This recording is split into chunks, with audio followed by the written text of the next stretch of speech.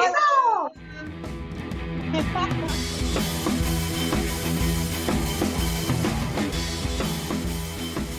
Hi, I'm Isabel, founder and firebrand of the Uprising Spark. Hi, I'm Lenora, creator of The Bitchy Bookkeeper.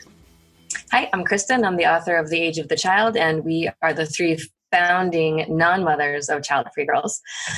Today we're doing something a little bit different. We usually either interview someone or we cover one topic, for a whole episode, but we just kind of want to change it up and talk about a whole bunch of things this episode, which, by the way, is also our first official podcast episode. So yay! We appreciate you listening if you are in fact listening, and thank you.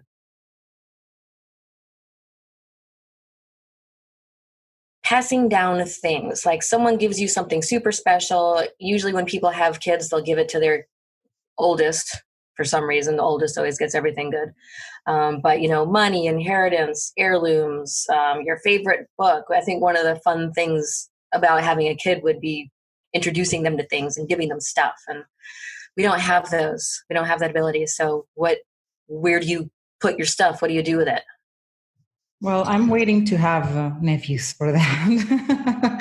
I hope my sister doesn't listen to this. You don't have to have kids, sister, but she's always been very vocal about the fact that she wants to be a mom. So if she eventually becomes a mom, I'll probably leave all my stuff to my nieces or nephews, But, it's interesting because there is a very prominent couple who lived in my hometown. They had a ton of money and they had no children. I don't think it was by choice. I'm not sure. It doesn't matter. They just didn't have children.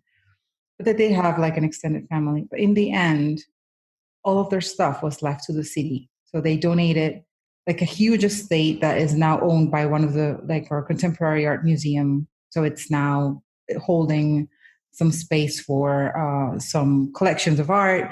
They donated their money to the city. Like they wanted to put it into cultural things. I think that's a great idea. I mean, in the end, in my case, if I don't have nephews or nieces or they're just little shits, I don't want to leave my stuff to them. Then I think I would just leave a will or something donating my stuff to one of these causes, maybe a cultural cause, maybe, I don't know, some association that helps women who are in poverty and, women who didn't really have a choice, who became mothers because they were raped or because they just thought it was the way to do it. And one of the causes that I believe in, or an animal cause also. So I think I would probably do that with my wealth, whatever is left of it, if something is left of it. I would probably try to give away stuff that I really like or care about before. If I don't want to donate it for whatever reason, it's always, I would like it to serve a higher purpose, basically. That's in a nutshell. I'll piggyback off of what Isabel said, because my first thought is we can't assume that people or specific people in our lives are going to care about the things we leave behind if it's not money. As someone who has inherited money, I've inherited a china set that I appreciate now in my 30s, like that's from my grandma, but my two nephews are not going to care about it, right?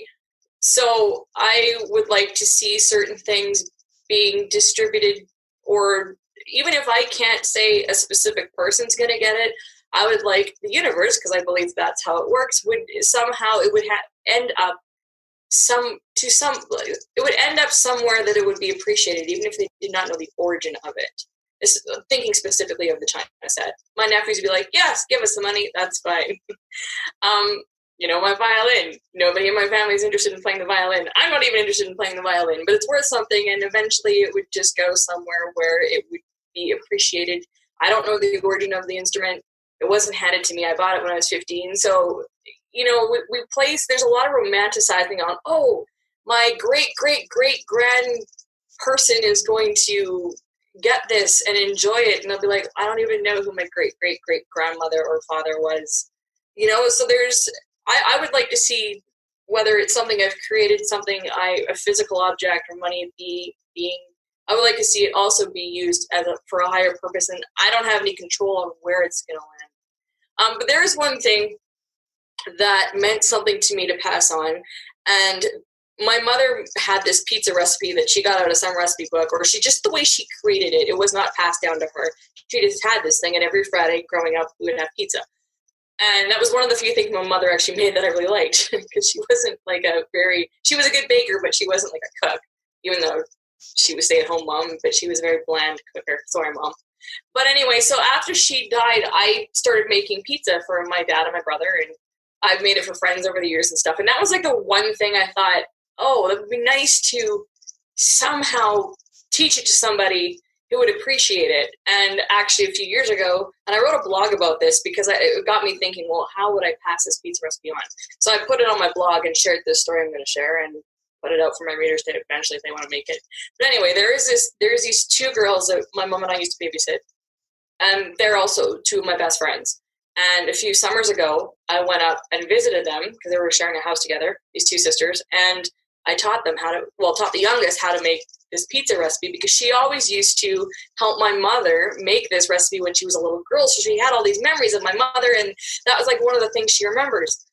So I taught her how to do it. We spent a whole weekend making pizzas, and she still makes it. She'll make it for her sister, and when I go up and visit, I'll make them mom's pizza. But now I've taught somebody else how to make it who remembers my mother, who has that memory. And I'm like, see, because my nephews, they were born after my mom died, so they don't know her, and they've had the pizza, but, doesn't mean anything to them. So for me to be able to teach someone who knew that history had memories, that was cool. And if she teaches it, if eventually she has kids or whoever, that can be passed on that way.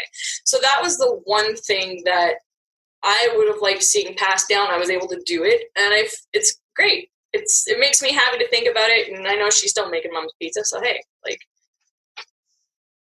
that's my happy pass it on story. And is this the famous pizza that's in Comfort Food for Thought? Yes, it is. Yes, awesome. I forgot about that. Yeah, I shared it in our book. So it's on the blog, it's in our book. So the whole entire world can know how to make this pizza now. So, see, I don't have kids. I'm not going to have kids. But now, millions of people can learn how to make this pizza. For only $1.99 on Kindle. Yeah. Hello. Priceless, people. Childfree Girls, Comfort Food for Thought. Get it on Amazon. I don't have... both of you have, I can kind of, I guess, piggyback on both of your things. I don't have a lot of things special to me that I would want to hand down, but my dad always insisted that he liked the idea of his daughters wearing pearls. He just liked pearls, I think, because of his time period. He just thought they were a classy necklace. He bought his wife, not my mother, but a different wife, a string of pearls. And at one point when I was an older teenager or something, he bought me a set. And I just couldn't, they weren't me. I'm not a pearls girl. I'm not fancy. I don't, and so I just had them forever. And I thought it was such a shame to have this set of pearls or this pearl necklace and never wear it and just keep it kind of wound up in a little coil in a jewelry box. And I don't know that my friend's daughter will ever wear pearls. She has a really unique style. She has a really strong sense of self. And so she might someday find something she wants to wear the most. She might not. But I gave them to her since she's the closest thing I have to a niece, because my sister doesn't have kids either. And I've been friends with their mother since we were both 9 years old. So, they're kind of like family. They basically are family, just not blood. And so if I have something that's passed down that will go to a girl, it would probably go to my friend's daughter. And if Ian had something, or if I had something a boy would appreciate, I'd give it to her son. I feel bad not having anything for him, but he's a minimalist. He doesn't want anything. He doesn't collect anything. His whole room is probably basically a bed and walls. So he'd probably say, please don't give me anything. And as far as passing down lessons or experiences like pizza, my dad didn't, he taught us how to broil food, and he was a really good dad. And I can't pass down his parenting style or his sense of responsibility or his just overall goodness. But again, my friend who I've known since I was 9 has always really liked the relationship I have with my dad. She's always liked the way my dad parented. And she's told me that she has incorporated some of his values into raising her own kids. And when confronted with certain situations with her own kids, she'll sometimes think about what my dad would do or how he handled it with my sister and me. And that means a lot. That really means a lot. I think that's incredible. So it's going somewhere. As for the rest of my stuff, even if it all goes to Goodwill or something like that, or Salvation Army, as long as somebody, the stuff I have because I love it.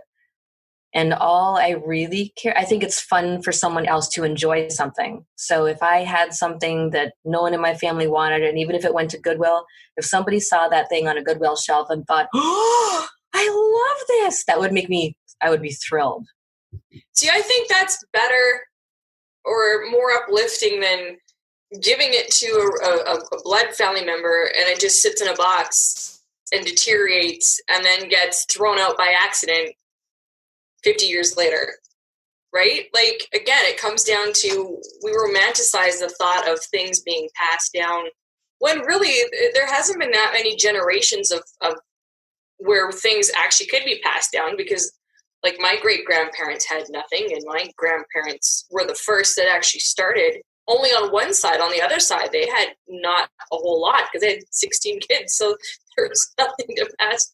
I got a few dishes, but I mean, and maybe a ring that's like a $3 ring somewhere that my grandma wore. Like it's only recently that really, I guess maybe my specific family, that things are being able to be passed down. There's business that people want to pass down their family business, but businesses change. I mean, look at what's happening right now. I mean, who's to say you're going to have a business to pass down to a kid? And then there's the pressure to enjoy it. We always want to feel good. Everyone wants to feel good. They want to feel that, okay, I've created something to pass on and that brings me peace. When all you really want is peace. So it doesn't have to come from a specific thing or a specific outcome, because we don't know. Then there's the guilt on the other person receiving it to enjoy it at that level that the person who gave it to them enjoyed it. It's just like... No, I totally agree with you. I think it's rude, actually, to expect someone to take on your business. I mean, whoever built that business did it because it was their interest. It was their passion. They loved it. And then they just expect someone else to have that exact same passion. And exactly. And also not enough passion to build it themselves, but to take over your secondhand. Yeah. I mean, that was your thing. You just, that's fine being yours. I'll go do my thing. Yeah, no, I completely agree. I mean, I think that there's a lot, because I've heard stories like that, parents who build a business and then they put a lot of pressure on their kids to take over, like to be a part of the business and learn the business. And then when they retire or whatever, then the kid can continue. But I mean, if it's their passion, the kid's passion, then great. That's awesome. But if the kid doesn't like it, like why impose that? I used to have a boss, and he built a company from scratch, from nothing. The guy is super smart. And he has, I think it's 5 kids. Yeah, I think there are 5. I think he has 5 kids. And he's always said, like, I'm not leaving this to any of my kids. Like, they can do whatever they want with, like, I'll pay for college, university, or whatever. And then they can do whatever they want with their lives. But this is not for them. Like, I'm selling out right before I retire. And I'm not leaving them this because it's my business. It's not theirs. If they want to have one, they should start their own, and it's a very practical, like very pragmatic mentality thing. And I think it's cool because, I mean, he's not putting any pressure on them. And actually 2 of his children are actors, which has absolutely nothing to do with, this business being corporate thing that he has. They're like actors. And he's like, yeah, they're actors, they can do whatever. It's fine. So I think it's pretty cool. Well, Warren Buffett and Bill Gates, like they're neither of them are leaving their fortunes to their children. They've said this publicly, like Warren Buffett's, because it's like, oh my God. I mean, Warren Buffett's children are, they're in their 40s, 50s or more, and they have their foundations, which I do believe get something from them, but they've had to develop their own lives. And the Gates family has said that their children will not ever be desolate, but they're not leaving like the bulk of Microsoft stock that they own to their kids, because it's like, go out and do your own thing. They'll be more established than the majority of the world, assuming they do things, to keep it that way. But they're not being left the bulk of their family fortune. And I thought the whole purpose of younger generations is for them to go and explore the world and see what else is out there, right? So I just find it funny when new parents talk about all the things that they want their kids to do, because they want their kids to enjoy the same things they do. And maybe they do until they're 5, and then they start going, wait a sec, I want to do this. I don't want to ride horses anymore. I want to go play hockey or whatever, right? And then it's like, oh, but when you were born, I told you you're going to do this. I have Instagram photos to prove it. That's this Instagram generation who are babies right now in 10, 15 years. I don't know what social media will be like then. It'll be interesting to see how that all comes back. Yeah. Now that you mentioned Warren Buffett and Bill Gates, it's funny how you see these are two of the richest men in the world, and they're so understated in every way. They're not flaunting their riches. They're not. You don't see them with the Gucci belts and the whatever suit, or no, whatever designer suit or whatever. They're just like regular Joes, basically. And I think, in the end, money is just a vehicle. Money is energies, things that move, like make things move around you, basically. And I love what Bill Gates has done with his foundation, for example. And, the way that he's putting a lot of his actual funds into helping other people. I think we need more of that.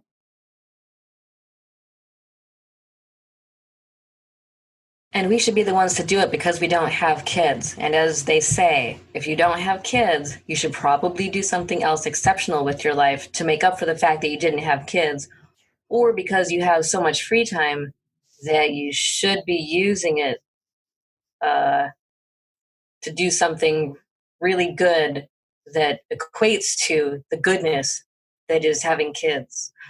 Which we are by telling people you don't have to have kids. You can enjoy your life, invest your time and energy into yourself. And to whatever. Having kids is great anyway. Why is that a great thing? People that have kids say that. Actually, people who have kids who are not sure that they actually want kids say that. The people who are parents, who chose to be parents and are honest about the rigors of raising children, will say, yes, we love our kids, but if you don't want any, you don't have any. That's what I've found. I think the idea that having kids is making a contribution is where it all, like, where the misconception begins. They think it, not they as in parents, but the people. Even a couple of years ago, there was a woman who was child-free and who wrote a blog post about the pressure she was feeling to do something wonderful with her life because she didn't have kids. So she felt like she had to make up for it somehow. But that implies that having a child, having a baby, reproducing is this wonderful thing that you could be doing, which kind of saves you from having to do anything else, apparently. And I think that's a strange idea, I guess. Yeah, well, we all know that it has been very romanticized by pronatalism in our societies. We all know that. And I actually got into a discussion with somebody very close to me recently about this, because they were like, oh, but, being a mom can be seen by some women as an achievement. And it's just like, oh, God, no, it's a biological thing. Like, unless you had to go through 10 rounds of IVF or whatever, and it's something that has actually been very difficult and costly. And I'm talking out of my ass. I cannot relate to this because I have never been through it. I don't know anybody who has been through it. I don't understand how difficult or, heavy that is on anyone. But if you just had sex and got pregnant, that is just basic biology, to me. An achievement in that sense would be, raising your kid with good values, for example, being a good parent, because some parents out there are not good parents or shitty parents. We all know about that as well. So I think it's just prenatalism romanticizing, that, oh yes, having kids in itself is a great achievement. And like, if you had kids, then, be happy that you made something good with your life. But to your question, I'm sorry, I'm just looking at my phone because I'm trying to find here something that I posted recently. I'll look for it later. It's something that says, I hope, it's something I found, like this quote, I can't remember who said it. And it says something like, I hope you understand you don't have to do something wonderful with your life or something big with your life, something of that sort. And that goes for everything. Like, I think that it is true that I haven't felt that pressure. I don't think I have felt that pressure. The fact that I'm not having children, then I'm supposed to do something huge with my life, become this, big star or rich or whatever it is. Some people have felt it, but in the end, I agree with the author of, the article that you mentioned, because I think I also read it. You don't have to. If you don't want to, you can just, live your life under your own terms, whatever that is. It doesn't mean that because you don't have children, then you have to prove to society that you're worthy in some other way. You know what I mean? That's really hypocritical, to be honest, from people. Because I think people are hypocrites saying, oh, because you don't have a child, then you have to prove yourself in a different way. Like, who are you? Why is it that you think that I have to do something to prove myself to you or anybody else? So whatever it is that makes you happy, even if it's just sitting down on your couch all day and doing nothing, and do it. I was looking up, trying to find a quote from Maya Angelou, because I remember listening to an interview that Oprah did with her while Maya was still alive, and it was to the effect that, nobody knows what their legacy is going to be, for one. You can think it's going to be something, but until you die, you don't know. But it came down to the effect you have on other people and how you make them feel. And if you make them feel good, and it could be one person, it could be a million people. Look at the legacy of Hitler, for example. He didn't have kids. So, I'm not saying that that's the legacy that we want to leave. No, we're getting there. This is great. It's like bringing in the whole slavery, conversation we had in our last episode. But basically, okay, so my biggest thing is, hey, if I made something, created something, did something, whatever, that made somebody else feel good.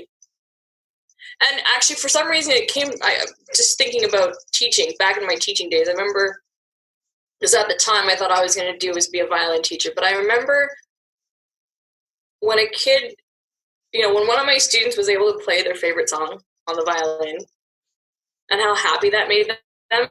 And I'm still in touch with a lot of my students, and I haven't taught since 2008. So I did that for 10 years, and now I've seen them all growing up and they're doing their thing, and some of them are quarantined in Spain right now because they're teachers over there. And I check it and see how everybody's doing. But when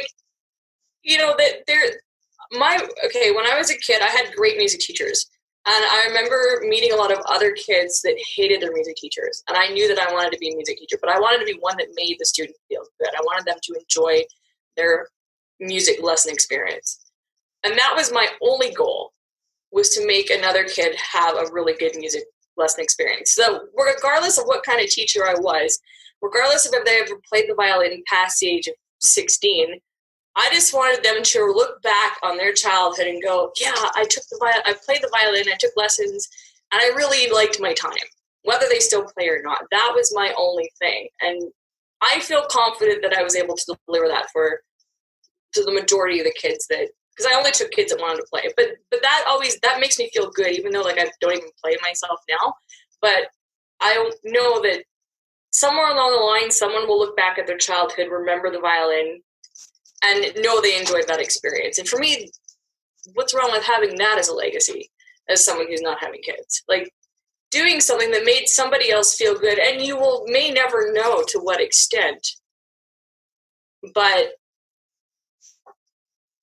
that possibility still makes me feel really good. Well, and having kids isn't really a legacy, is it? I mean, it depends on how I don't know, there's some meme or something I saw somewhere that was poking fun at this idea of you're not anyone until you're a parent. Having kids makes you valuable or something. And then the question was, okay, what's Shakespeare's mom's name? So you could argue, well, she gave birth to Shakespeare, so like he's totally her legacy, but we don't know who she is. I don't know. I think it's really, really easy to say that having kids is your legacy because all you have to do is, depending on how you do it, is lay down and pump one out, That's not, there's so little effort in that. You don't even have to do it well. You can be the worst parent ever and still be like, yep, got my seed out there. I think it's more about the 18 years it takes to raise the kids and beyond, in some cases, that's where they're getting their legacy idea from. Like, okay, having a kid and keeping it alive till that point. And then if the child grows up to become a productive member of society in whatever way that pleases the parent, like, that could be their legacy. I don't know. Like, for me, I just, because I've always had so many other ideas in my head, and I've always had bigger dreams, some that have come true, some that are still in development. Like, so for me, I can't look at that and go, oh yeah, congratulations. I mean, I feel nothing about that. I don't believe that everyone is going to achieve something that becomes public and big. Obviously, it seems to be a select few that do that, and those are the ones that I look up to. But I don't look down on anyone that hasn't achieved that. I think now I did when I was 20. Now in my later 30s, and I have a bigger perspective of life that's still developing. You overcame snobbery. Well, I didn't realize it wasn't even that. It's just I didn't resonate with anybody around me. I've always kind of been a big dreamer, feeling like I was the only person in my part of the world that dreamed big because I wasn't around a lot of other people. So it wasn't intentional. I wasn't paying attention to anybody else, really. And where was I going with this? Okay, happiness, or not, because happiness comes and goes, but I want people to feel alive in themselves, and whatever they're doing, whether it's a big public thing or not, as long as they feel I'm doing everything I get to do, that to me is big and successful. And whether you have kids are involved in your life or not, I think that is the goal to work towards. Whether it's a big public thing or not, doesn't matter. So how do you pass that on as a legacy? Because I think that is a legacy, to inspire that in somebody else. That is a legacy to have, because that is going to change the world. That is going to affect more people. It's like an invisible infection, because you don't know how your own happiness affects somebody else, right? Infects somebody else. That's the virus we need to be spreading around here. Positive. This is going on like a really positive spin tangent right now, but this is where my passion comes out. It's like that. I just see too many miserable people who are following the marriage, mortgage, child thing, and they're still not alive. Yeah. And you can't tell me that, okay, you're passing that energy on to your children, because they're seeing what's going on behind the scenes. I don't care what you post on social media, so that's not the legacy to pass on. It's really about like what the aliveness, the inspiration that comes out, and feel good, whatever it is you're doing, whether you have kids or not, whether you are in a public position or not. Like, that's that feeling of inner aliveness and happiness. I mean, that's the legacy to pass on in whatever form you can. Yeah. That just sounds more fun to me. Really, it feels more fun than following status quo, saying it's going to give you joy when you use your birth canal, like whatever. Yeah, I think you mentioned something really important that I want to bring back, and it is that you never know how you're going to impact people around you. Like, you never, unless they like tell you up front, like, you did this and that touched me in such a this or so way, and it inspired me to do this or whatever. Unless they say that to you, it's you're not going to know how many people in all you're going to inspire, how many people you're going to help in some way. And that is also something that I feel that we need to think about. I really think that there is so much that we're giving of ourselves, that we're putting of ourselves out there, that we don't realize it, that we're making this world a little bit better. We're just putting like it's a little grain of sand, but it counts. And that is also part of, the legacy that we're leaving behind, like you mentioned, Lenora. I don't think it even matters if you impact more than one person, because I think there are so few people in a lifetime who impact you in a memorable and positive way that if it's even just a 5-second interaction where they make you feel good, you will remember. And if you have that effect on someone else, they will remember it. Even you, like Lenora said, like you said, you might not even know you're doing it. You might just smile at someone at the right moment and they'll never forget it. And just to clarify something earlier, I am not saying that every single person who has kids doesn't have a legacy. I do agree with what was said earlier, maybe by Lenora. I forget which one of you said it, something about doing a really good job raising a child, raising a really good person, and feeling good about having done that, about having created what you're pretty sure is a quality human being who's going to be kind to other people, who's going to help make things fairer or more just for other people. I think that definitely, I totally agree that there are times when you do feel probably very personally, this is a good legacy. This is my legacy. I did this. I made this valuable human being. So I just want to clarify that so I didn't sound like a total asshole saying nobody's doing anything good by having kids. They all suck. You would never say that, Kristen. I know that. I never would.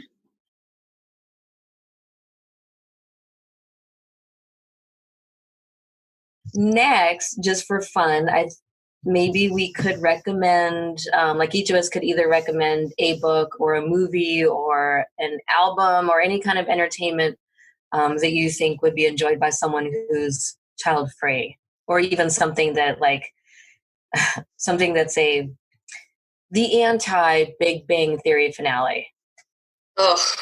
Ooh, I finally saw it the other night. I didn't watch the whole thing because it got to the part I was just watching something before going to bed and I saw that it was Big Bang Theory.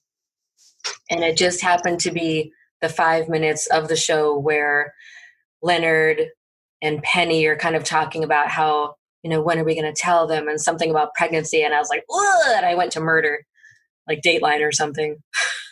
No, it's worth watching the whole thing, because it's just so stupid. Even the part where she's throwing up in the hotel room and then it's like, oh, well, I didn't want kids, and now I do. It was just that. I mean, really, that's the whole thing in a nutshell. Sorry to spoil it for anybody, but 10 thumbs down. It's just so stupid. I mean, it's just so stupid. Great for the character. It's great for the characters that, okay, it all wrapped up lovey-dovey. But as someone who's concerned about the propaganda in society. Can't it wrap up equally lovey-dovey with them going off to have a blissful life without kids, though? Yeah, I think it was just sloppy writing, to be honest. Yeah. Like the last season of Game of Thrones. Totally. At least. Oh, that was terrible. At least Sansa did not. Okay, I won't spoil anything, but Sansa did not end up pregnant. That's all I cared about. Yeah. Yeah. Okay, anyway, with the recommendations. Yeah. I want to start because this is something that happened to me this morning, actually. I was having a conversation. I was watching a movie with someone, and it was I can't remember. We were talking about, the movie had a lot of life and death kind of underlying theme, basically. Not the actual people dying, but it was more thinking about it from a philosophical point of view, I guess.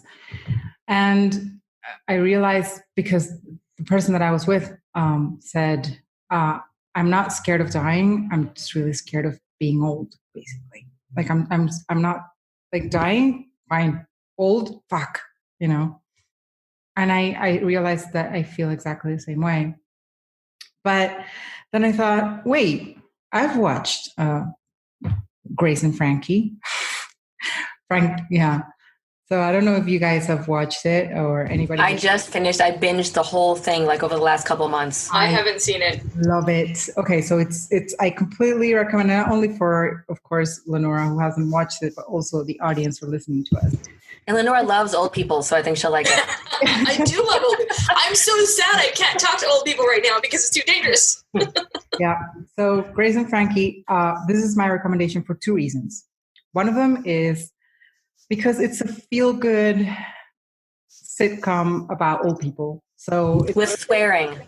The swearing. It's no Golden Girls. Yeah, no, it's not. No, it's really fun. I really like the characters that are portrayed by I can't remember the names of the actresses right now because I just Lily Tomlin and Jane Fonda. Yeah, Lily Tomlin and Jane Fonda. There you go. Exactly. And Martin Sheen and Sam Waterston are their ex-husbands. Their gay ex-husbands.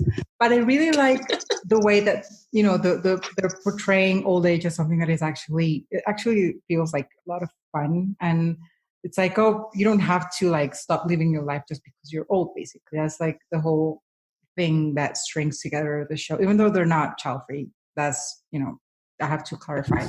They will have children. But there is a character, Brianna, and she is child-free. And she's fucking hilarious. So she's like my spirit animal. She's just, she's one of the most relatable and like funnier child-free characters I've ever seen in any show.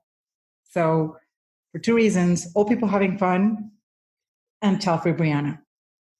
My recommendation even comes as a surprise to me because it is so out of left field. But this winter I've discovered Star Trek The Next Generation and have binge watched the entire show. And oh my God, it is so amazing. Just because I'm not into science fiction and none of that. But Jean-Luc Picard, Patrick Stewart's character, is child-free, felt that children would get in the way of his career. But that's not the reason why I like the show. What I discovered is that there's many...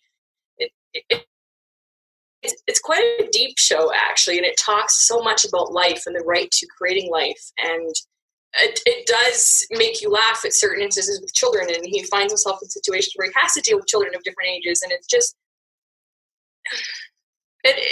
It poses a lot of questions about life in general.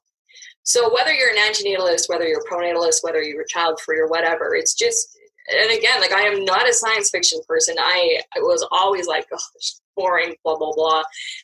And then I just kind of stumbled onto it. It was like, wow, okay, this is quite deep, and it really asks a lot of questions. And I think it's a great show for child-free people because a lot of times it actually really solidifies your decision, and it kind of errs on the side of it's okay not to procreate, because you see characters that don't have kids, that choose not to have kids, and you see, but they're exploring life, they're interested. That's the thing, because it's about exploring beyond what we know in the year 24 or something. So, and humanity's is fine, really. So it's actually quite an uplifting show. Like, most episodes wrap up nicely, and it's kind of pretty because they have everything they want, and it gives me a kind of odd glamour that I never thought I would get from Star Trek. But that particular show is, but it poses a lot of really interesting questions that, as someone who thinks, why are people wanting to procreate? It says a lot, like, it's just for your satisfaction. Like, there's an android character who wants to experience creating life because he's like, well, humans get to do it, why can't I get to do it? And then the captain's like, well, what gives you the right to bring life into this? Like, it asks questions like that. And I'm like, oh my God. Like, when I saw that episode first, which was like episode or season, like a later season, and that was like, okay, I'm gonna watch this show. And then it just spiraled into, I love this show. It's before my time, but I love this show. Plus, I didn't grow up with a TV, so I'm really behind on TV. But I highly recommend it. It's just, even if you're not into science, I'm like the last person who's interested in science fiction. So, but I really recommend this show.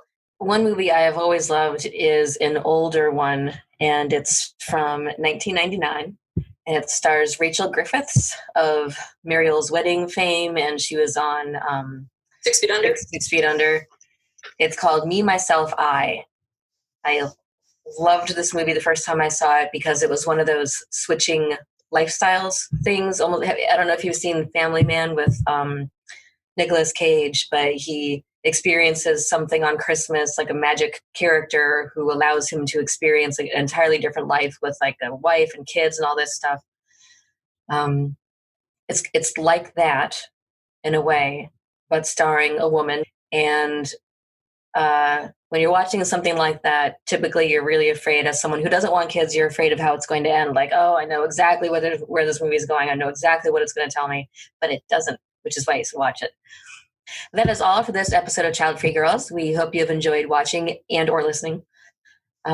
We are on social media if you want to find us on Facebook, Instagram, primarily Facebook and Instagram, but we're also on Pinterest and Twitter, mostly. You can email us if you want to get in touch at childfreegirls@gmail.com. And anywhere you look for us online too, it's at childfreegirls. We welcome and encourage your emails and messages, questions, complaints, anything you really, really wish we would talk about. Yeah. Just reach out and say hi. Also, don't forget, if you have any comments on this, if you're watching this on YouTube, if you have any comments, leave them down below in the comments section. This is our first time, as I mentioned earlier, being on as a podcast. So wherever one comments on a podcast, do that there. Maybe Isabel can help with that, or maybe we'll just cut this part out because it's stupid. Well, there are comment sessions for a podcast. Okay. Sections. Yep. And now a question for you is, what would you recommend for people who are looking for something that's not your typical pro-family, pro-wifedom material? What do you like to read? What do you like to watch? What do you like to listen to? What do you recommend? Leave it below. Recommend it below.